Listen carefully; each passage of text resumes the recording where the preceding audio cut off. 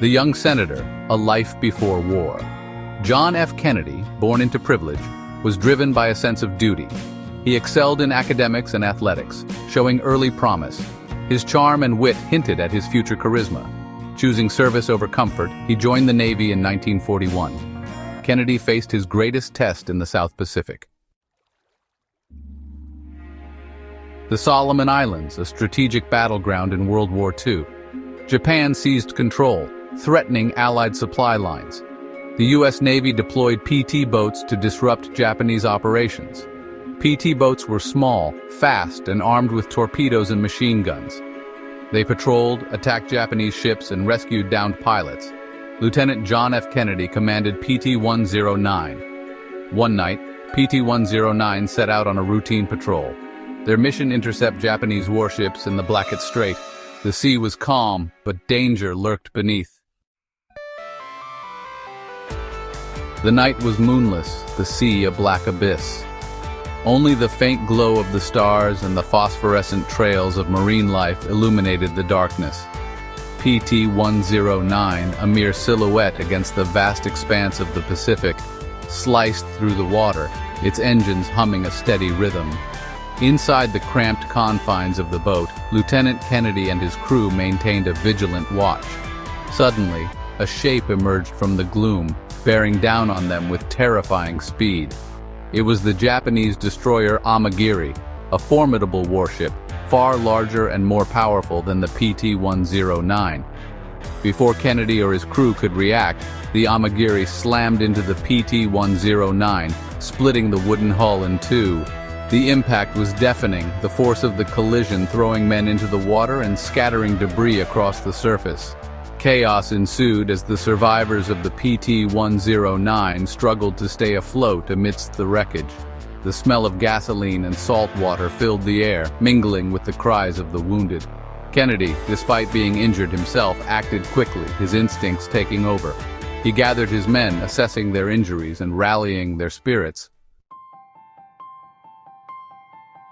The survivors of PT-109 clung to the wreckage, their small island of debris a stark contrast to the vastness of the Pacific Ocean.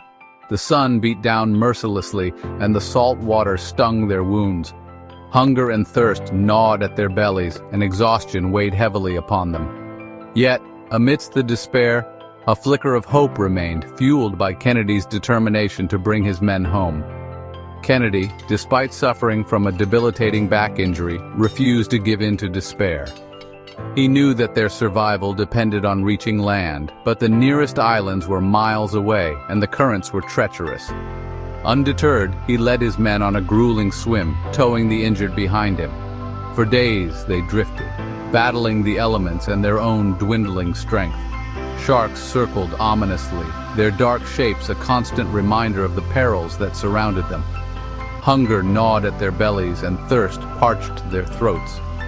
Yet, through it all, Kennedy's spirit never wavered. He encouraged his men, sharing his dwindling rations and offering words of hope. Kennedy's resolve, a leader's courage. The situation for the stranded crew of PT-109 grew increasingly dire. The relentless sun sapped their strength. Yet John F. Kennedy's leadership shone through. He became a beacon of hope, inspiring his men to cling to life. Despite his own injuries, Kennedy never faltered.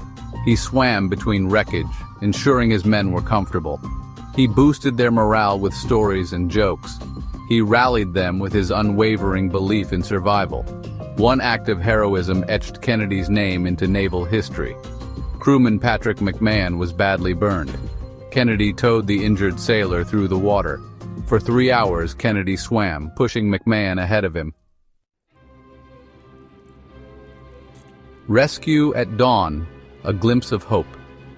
After days adrift at sea, hope arrived for the beleaguered crew of PT-109 in the most unexpected of forms.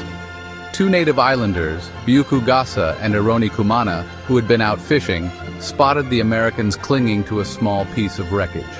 Risking their own safety, the islanders paddled their dugout canoe towards the exhausted sailors. Kennedy, initially wary of the approaching figures, quickly realized that they were their salvation. He communicated with the islanders using a combination of gestures and broken English, explaining their plight and pleading for their assistance. Biuku and Eroni, moved by the Americans' desperation, agreed to help. The islanders provided the starving and dehydrated sailors with coconuts and water, offering them a much-needed respite from their ordeal. They then paddled back to their island, promising to return with help. True to their word, Biuku and Eroni returned a few days later, accompanied by a larger boat and a group of islanders. The aftermath: a nation takes notice. The story of PT-109 and its crew's remarkable survival quickly spread throughout the Pacific Theater and then back to the United States. John F. Kennedy, once a relatively unknown naval officer, became a national hero. His courage, leadership, and unwavering dedication to his men resonated deeply with the American public, who were hungry for stories of heroism amidst the grim realities of war. Kennedy, initially embarrassed by the attention, received the Navy and Marine Corps Medal for his actions. He downplayed his own heroism, insisting that he was merely doing his duty. However, the public embraced him as a symbol of American resilience and determination. The story of PT-109 had a profound impact on Kennedy's life and career.